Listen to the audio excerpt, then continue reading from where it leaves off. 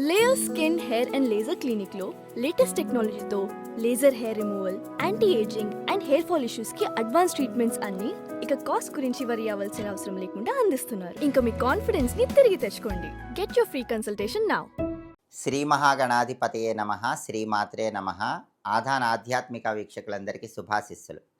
పరాభవ నామ సంవత్సరంలో సింహరాశి వాళ్ళ సంవత్సర ఫలితాలు ఎలా ఉంటాయో, సింహరాశి వాళ్ళకి అదృష్టం కలిసి రావాలంటే ఈ పరాభవ నామ సంవత్సరంలో ఎలాంటి పూజలు చేసుకోవాలో, ఎలాంటి పరిహారాలు పాటించాలో ఈ వీడియోలో మనం తెలుసుకుందాం.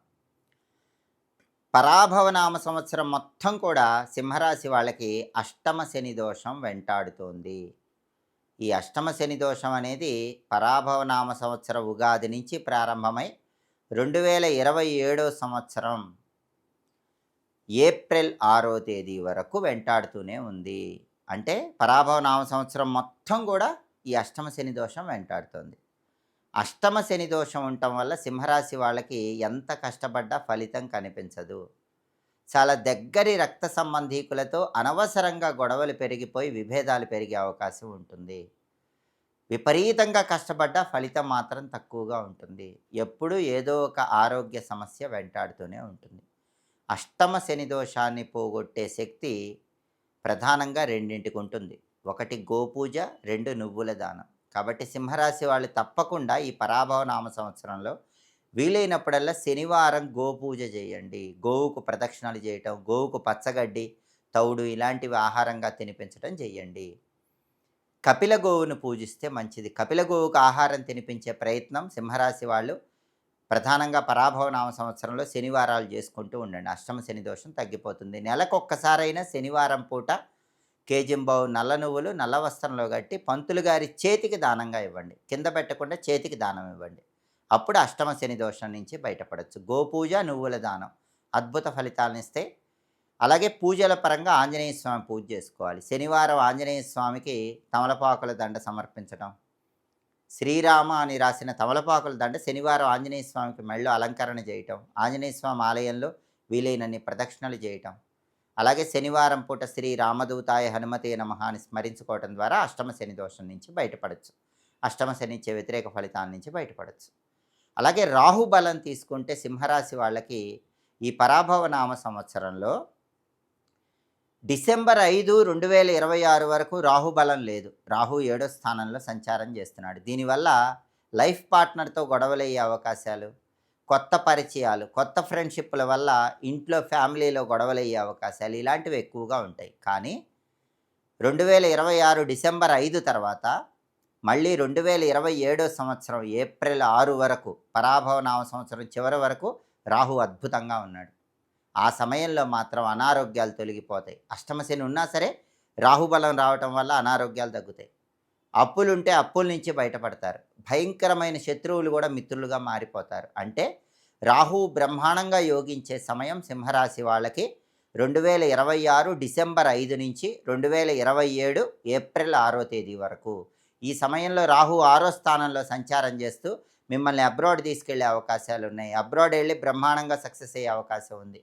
ఉద్యోగపరంగా కానీ, వ్యాపార పరంగా కానీ, విద్యాపరంగా కానీ సింహరాశి వాళ్ళు డిసెంబర్ 5 నుంచి 2027 ఏప్రిల్ 6 మధ్యలో ఖచ్చితంగా అబ్రాడ్ వెళ్తారు. శత్రుబాధలు తొలగిపోతాయి. అనారోగ్యాల నుంచి బయటపడతారు. పెద్ద మొత్తంలో ఉన్న అప్పుల నుంచి బయటపడతారు. కానీ డిసెంబర్ 5 వరకు మాత్రం రాహు 7వ స్థానంలో వ్యతిరేకంగా ఉన్నాడు. లైఫ్ పార్ట్నర్తో గొడవలు, స్నేహాల వల్ల ఇబ్బందులు ఇవన్నీ ఉంటాయి. కాబట్టి డిసెంబర్ 5 వరకు ఏం చేయాలి? దుర్గాదేవి ఆలయ దర్శనం ఆదివారం పూట చేసుకోవాలి. దుర్గాదేవి ఆలయంలో రాహుకాలంలో వీలైనప్పుడు ఆదివారం పూట నిమ్మదీపాలు పెట్టుకుంటూ ఉండాలి. ఆదివారం దుర్గాయే నమః అనే మంత్రం వీలైనన్నిసార్లు చదువుకోవాలి. 2026 సంవత్సరం డిసెంబర్ 5వ తేదీ వరకు సింహరాశి వాళ్ళకి కేతువు 1వ స్థానంలో సంచారం చేస్తున్నాడు. అంటే వాళ్ళ రాశిలోనే సంచారం చేస్తున్నాడు. ఆ తర్వాత మళ్ళీ ఏప్రిల్ 2027 6వ తేదీ వరకు 12వ స్థానంలో సంచారం చేస్తున్నాడు. అంటే ఈ పరాభవ నామ సంవత్సరం మొత్తం కేతువు 1, 12 స్థానాలలో సంచారం చేస్తున్నాడు. ఈ 2 సంచారాలు యోగించవు. దీనివల్ల ఏం జరుగుతుందంటే రిలేషన్స్తో కొంచెం డిటాచ్మెంట్ వచ్చే అవకాశాలు ఉంటాయి. దగ్గరి వాళ్ళు కూడా దూరం అయిపోయే అవకాశం ఉంటుంది. ఒక్కొక్కసారి వైరాగ్యం పెరుగుతూ ఉంటుంది. కాబట్టి కేతువు ఇచ్చే వ్యతిరేక ఫలితాలు పోవాలంటే సింహరాశి వాళ్ళు మంగళవారం పూట గణపతి ఆలయ దర్శనం చేయండి. గణపతికి గరిక ఎర్ర పుష్పాలతో అర్చన చేసుకోండి. మంగళవారం పూట సంకటనాశక గణేష స్తోత్రం చదువుకోండి.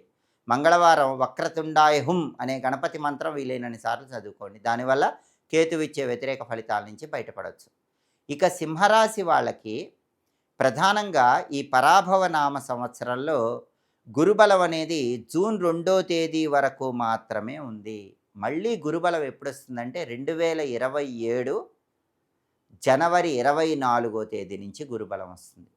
కాబట్టి ఎవరైనా సింహరాశి వాళ్ళు జాబ్ మారాలంటే జూన్ 2 లోపు మారండి. మంచి ప్యాకేజ్తో జాబ్ మారాలంటే జూన్ 2 లోపు కొత్త కంపెనీకి వెళ్ళిపోండి. పెళ్ళిళ్ళు నిశ్చయం చేసుకోవాలంటే జూన్ 2 లోపు పెళ్ళిళ్ళు ఫిక్స్ చేసుకోండి. అలా జరగకపోతే మళ్ళీ 2027 జనవరి 24వ తేదీ వరకు పెళ్ళిళ్ళు ఫిక్స్ కావటం కష్టం. మంచి ప్యాకేజ్తో జాబులు మారటం కష్టం. మళ్ళీ 2027 జనవరి 24 నుంచి 2027 ఏప్రిల్ 6 మధ్యలో పెళ్ళిళ్ళు ఫిక్స్ అయ్యే అవకాశం ఉంది. మళ్ళీ ఆ టైంలో మంచి ఇంక్రిమెంట్తో జాబులు మారే యోగం ఉంది. మిగతా సమయంలో గురుబలం లేదు. మిగతా సమయంలో గురుబలం పెరిగి అదృష్టం కలిసి రావాలంటే గురువారం పూట శివాలయ దర్శనం చేసుకోవటం, లేదా ఇంట్లో అయినా గురువారం కొబ్బరి నీళ్లతో శివాభిషేకం చేసుకోండి. ఈ విధి విధానాలు పాటిస్తే పరాభవ నామ సంవత్సరంలో సింహరాశి వాళ్ళకి అదృష్టం, ఐశ్వర్యం తొందరగా కలిసి వస్తాయి. స్వస్తి.